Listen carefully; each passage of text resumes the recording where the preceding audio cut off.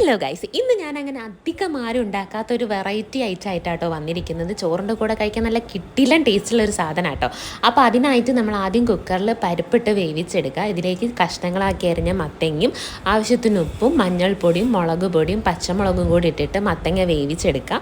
അതിലേക്ക് നമ്മൾ തേങ്ങ അരച്ചതും കൂടി ചേർക്കുന്നുണ്ട്. തേങ്ങയിൽ ജീരകം മാത്രം ഇട്ടിട്ടാട്ടോ അരച്ചെടുത്തത്.